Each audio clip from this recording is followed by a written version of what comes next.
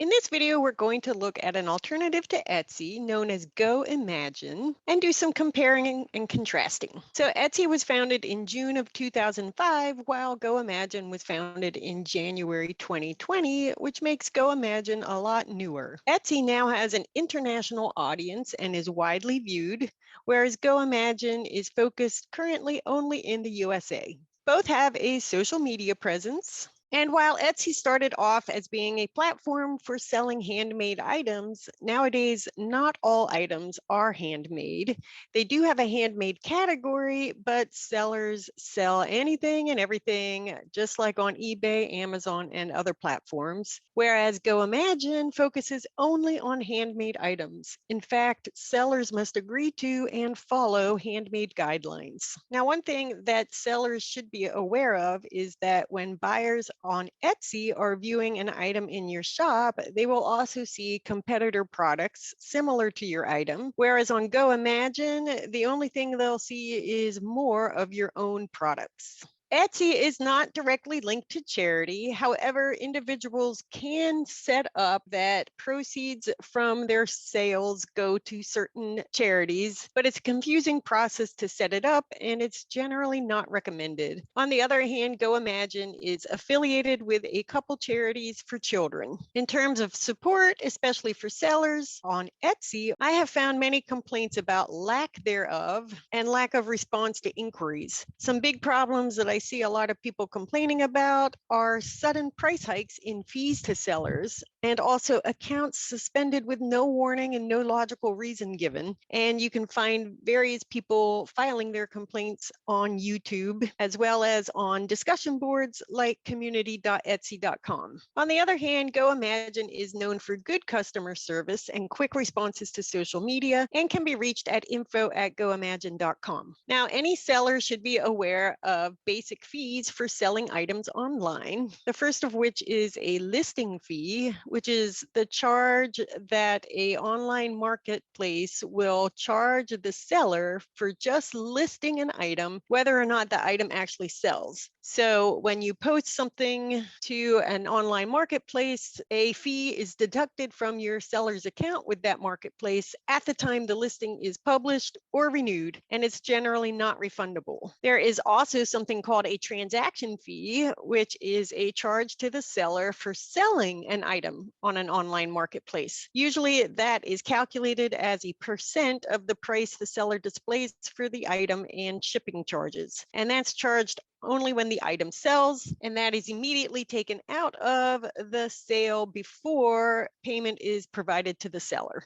There is also a payment processing fee, which is a charge to the seller for using a service like PayPal or Stripe or Apple Pay or Google Pay and so on for processing online payments. That again is charged only when the item sells and is immediately taken out of the sale before the rest is provided to the seller. Now, you should also be aware of other possible fees for things like auto renewal of a listing, private listings, in-person sales, shipping transactions, custom websites, subscriptions, ads, marketing tools, things affiliated with international sales, and so on. I'm going to go through the three basic fees. So in terms of listing fees, Etsy charges 20 cents for each item posted to their site, where GoImagine has monthly flat rate plans that you can pick from. So the starter plan is $2.50 per month and allows you to list up to 25 items. So assuming that you max out your 25 items, that costs you 10 cents per item to post. The growth plan is $5 a month, but allows you to list up to 100 items, which would cost 5 cents per item. The professional plan is $7.50 a month, allowing you to list up to 250 items, plus gives you access to a standalone e-commerce website known as Mosaic. So if you max out by listing 250 items, you are being charged 3 cents per item. And then the All-Star plan for $10 a month allows you to list up to 1,000 items and gives you access to Mosaic. So that costs you only a penny per listing. You should be aware that Etsy listings expire every 4 months, at which time you will be charged another listing listing fee for renewing your listing. So you get charged another 20 cents if your item hasn't sold within the first 4 months and thereafter. On GoImagine, there are no listing fees for individual items and no expirations on listings. Also, if the fee structure shown on this slide changes in the future, you'll be grandfathered on your original plan. The second basic type of fee is a transaction fee, for which Etsy charges 6.5% of the price you display for your listing, plus the amount you charge for shipping and any extras like gift wrapping. And that's as of April 11, 2022. If Etsy changes that, everyone gets affected. In fact, that 6.5% was notified to sellers in a surprising email in February 2022. Prior to that, their transaction fee was 5%.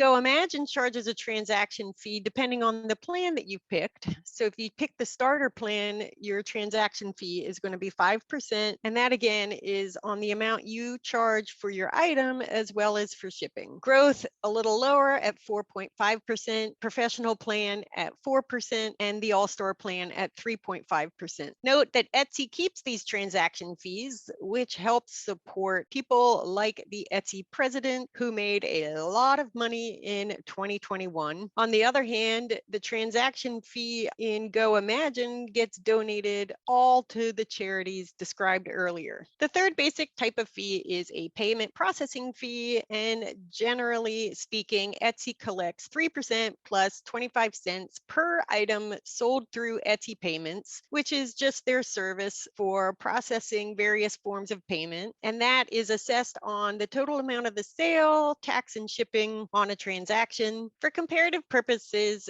GoImagine uses Stripe as their primary payment processor, which is a competitor to PayPal and works similarly to PayPal. Stripe is required for all sellers and shops because GoImagine likes to have one common payment system to make it easier for buyers checking out from multiple shops. If a seller would like to provide the option, they can connect their account to PayPal as well to give buyers this option for payment. Stripe charges 2.9% plus 30 cents per transaction, and PayPal, at least in the United States, charges 3.49% and 49 cents per transaction. I would say working with shipping is similar across the two marketplaces. Etsy offers Etsy shipping labels, which basically links you to USPS, FedEx, or Canada Post directly from your Etsy shop. You can offer options to sellers like flat rate shipping or even free shipping, which is generally offered when items cost $35 or higher. In GoImagine, they separate out real-time, manual, and free shipping. So real-time is their process that automatically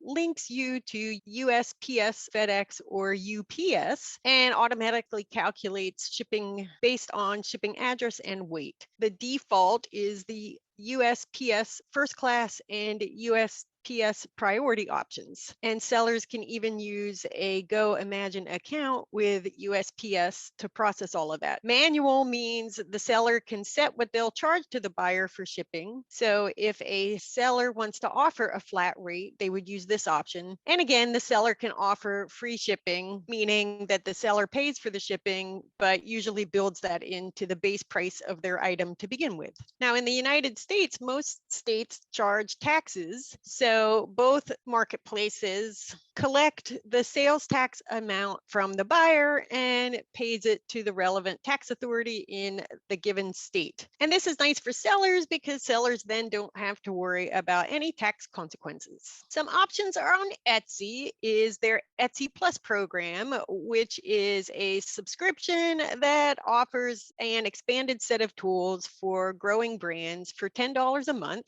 You can also purchase Etsy ads and offsite ads. And if you'd like, you can use a platform called Pattern to customize your own website, and that would be for additional fees. GoImagine has a maker circle that sellers may like to join, which is a free social network for makers and artists in the United States and is available as a website or an app.